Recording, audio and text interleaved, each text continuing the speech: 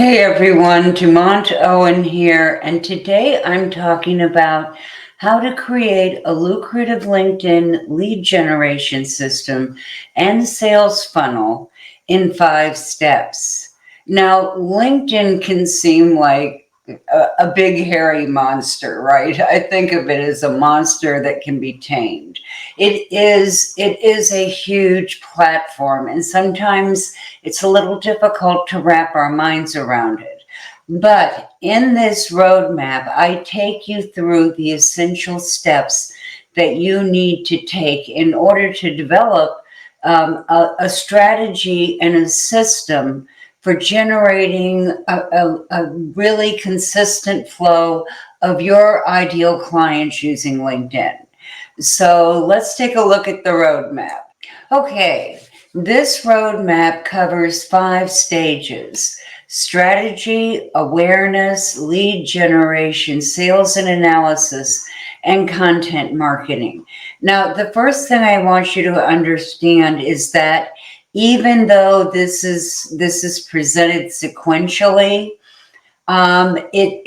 it isn't a step-by-step sequential roadmap. In other words, there are going to be times when you go forward, backwards, sideways. Think of all these as stops on the road, but ones where you are also interacting with all the other areas, all the other steps in the roadmap. So I'm going to go through each of these individually and tell you what it is, why it's important, and then a little bit about how to do it. So the first step is strategy. And this is the foundational piece, and the piece most often skipped by people who use LinkedIn. And it's a big mistake, because this step is the foundation, what's the word I want to use? Well, anyway, it's the foundation it's the bedrock from which everything else on LinkedIn and your whole system is built. So the strategy step or stage has 3 pieces. One is goals. You have to be really clear on your goals, and your LinkedIn goals are based on your business goals. So, in terms of thinking about a roadmap, you might take a slightly different route depending on what your goals are for this year as opposed to last year or next year. So the roadmap can change in terms of what your goals are, and it's very important to be specific about your goals for the coming year so that you can gauge your progress and make adjustments where needed. Okay, the second area of strategy is niche. You must get really clear on your niche, not just the demographics, that they're in a certain occupation and they have certain job titles and they are from a certain area or experts in a particular topic. Yes, those things are important, but what you also need is to understand the problems and challenges of your target audience, because you can be sending out all the messaging in the world, and you can be promoting, everything, all kinds of things. But if they don't address the problems and challenges of the people you're trying to reach, they're just going to tune you out. It's just spam. So remember that you really need to get clear about what makes your niche tick, and what are the problems that keep them up at night, and what are the challenges they're facing over the next year. Those are the things you need to be clear on. The last thing is brand, and everything you do from this point forward is about your brand. Now, your brand includes your goals and your niche, so that's why we got clear on those first.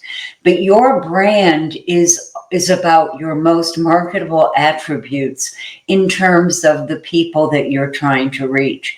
So when we're looking at your brand, you're looking at that foundation of purpose, values, vision, passions, strengths, weaknesses, quirks, personality characteristics. All of those things go into your brand because they are all about what's unique about you and what differentiates you from your competitors and makes you the brand of choice. Okay, so these three foundational pieces are absolutely essential before you develop your strategy, because depending on what your goals are, depending on who your target audience is, and depending on your values, your vision, your purpose, all of those things, your strategy may be very, very different. If you have two personal trainers and one has a training facility that is located near a downtown area, and most of his traffic is walk-in, and people who work in that area. Whereas another one is making money by selling videos online and by doing everything online. They are going to have two very, very different strategies about how they're going to get more clients using LinkedIn. So that strategy section is the first piece, and please don't skip over it. Okay, the second piece is awareness. Now, in awareness, you might think of this as when people first become aware of you, how you get into their consciousness. So one piece of awareness is positioning yourself as the expert in your particular field of expertise, or as the coach or the consultant. That's the go-to person in your field. So you really want to position yourself depending on what your area of expertise is, and that may be positioning yourself through a program or service that you offer, or it could be a lead magnet, something you give people in order to get them to your website or to get them to buy into your newsletter. Okay, so that's positioning. Profile. Now, this is where you build your profile. And something I want you to be aware of is that even though we talked about strategy in the foundation, we are not going to implement any strategies until that profile is really competitive, is really what you want to promote. Because the profile, no matter what strategy you're using, or what content you're putting out there, people are going to come back to your profile. If you invite them to connect, they're going to check out your profile. If you make a comment on something that they posted, they're going to come to your profile. If you send them a message or put out a video, if they're interested, they're going to come look at your profile. So your profile, it has to be in place before you enact these other strategies. But the reason that I had you get clear on them is because they are going to be reflected in your profile. Your profile and everything you do in terms of content marketing, in terms of messaging, is all going to be built around your brand, the authentic you. It's that three-dimensional you that is, yes, your values, your passions, your hopes, your challenges, your dreams, your vision. It's also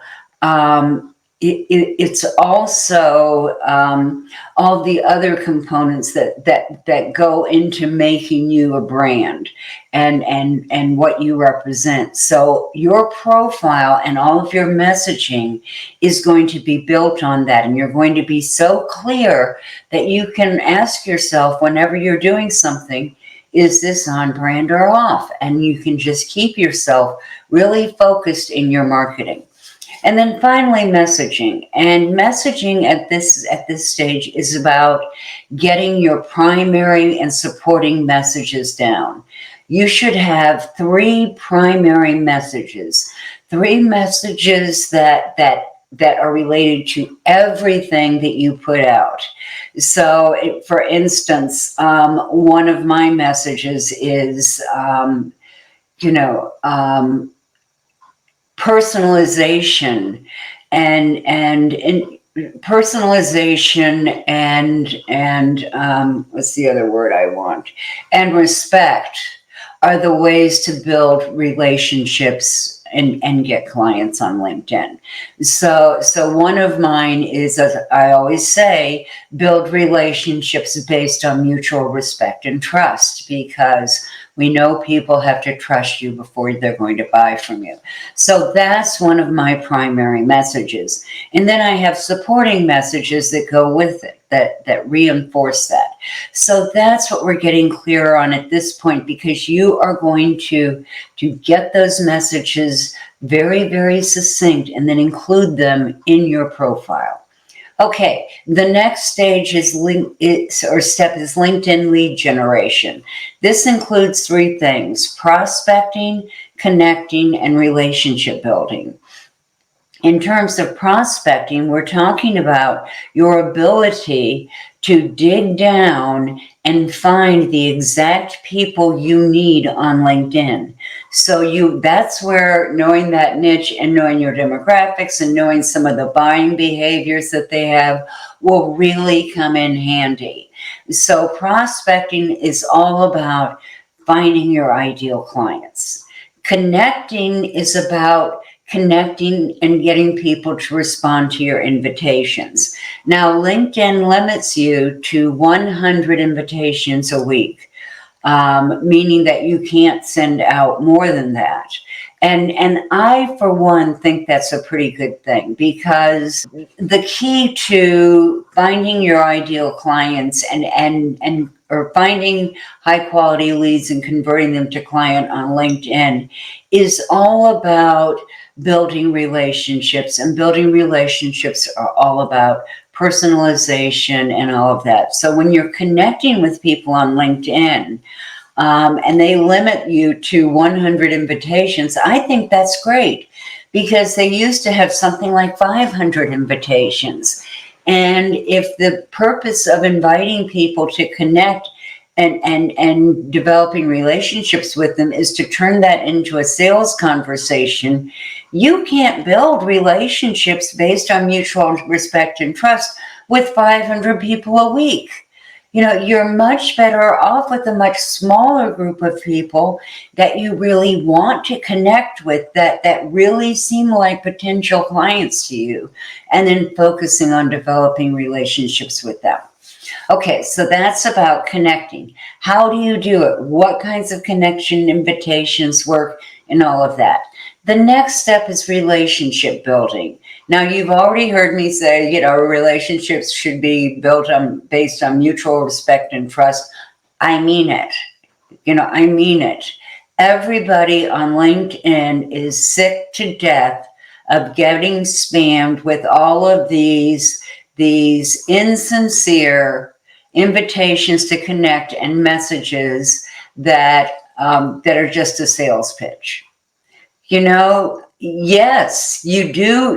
You're on LinkedIn for business. So if you're a small business owner, that means that you're going to, whether you like it or not, be involved in sales, which is fine, which is great. That's why we're here.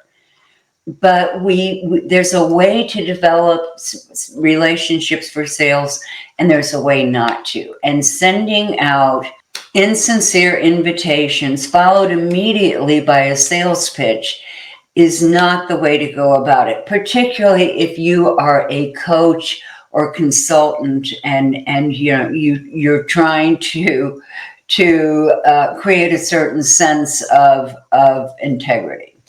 So relationship building is all about creating messaging, sequences of messaging that offer value and deepen the relationship. And there are ways to do that.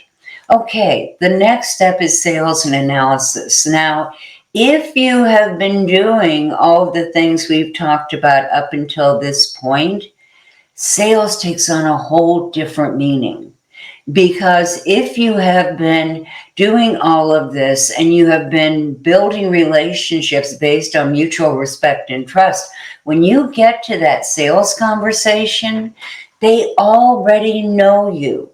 They already know what you stand for. They've got a good idea of what your programs and services are. So it's not that kind of sales conversation, and stop me if I'm wrong, but I think most of us who are not trained in business or didn't start with that, started with wanting to be coaches or consultants and help people from a small business perspective as entrepreneurs. Many of us are not comfortable with sales if the conversation is going to be pushy or phony or manipulative. It just runs against our grains. And so I don't like to get into a sales conversation with someone who doesn't have a pretty good idea of what my services are, what they're going to run, what the range is, kind of what I stand for, how I operate. Because when you get into a conversation from there, it's just about, okay, are we a good fit at this point or not? And it's not about, manipulating someone. So that's my take on it. And that's why I like the system. That's why I built the system, because I didn't want to do that. So yes, you are going to, in this stage, you're going to do research. You're going to have a pretty good idea of what the kinds of issues and challenges this person may have. And you've had some kind of contact. So the research is easier. The sales conversation, oh my God, it's so much easier. And then we get to analysis. And analysis is something that I would suggest that you do throughout the year, because it will keep you on brand and on track. So when we're talking analysis, remember in the very first stage, we set our goals. And at that point, we should also set up some form of a tracker, a metrics tracker that we can use to track on a weekly or monthly basis our progress in those areas. For instance, if I'm trying to expand my network, some of the things I might want to look at are how many invitations to connect did I get? How many of my invitations were accepted? How many people looked at my profile? Those kinds of things give me an idea of whether I am achieving that goal or not. And then I can kind of tweak things and look and see what's working and what isn't. So I would much rather see you take the time to look at those metrics once a month than wait until the end of the year, because whoop, there goes another year and you just missed it. So I really want you to set those goals for yourself and then reach them.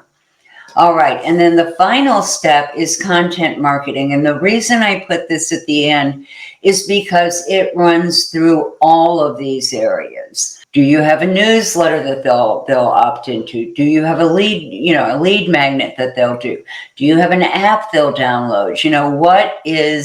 What is the beginning of that? What are the goals? And then how do you track it and how do you keep things going? So with your content marketing, you're going to want to plan how you're going to do things, because, if you have events at certain times of the year, or if you have, you launch various campaigns at different times of the year, then you're going to want your content marketing to be based on those events and those launches. If you have, like I have here, this is a 15-step. If you take each of the 5 steps and you take them down to 3 each, it's a 15-step system.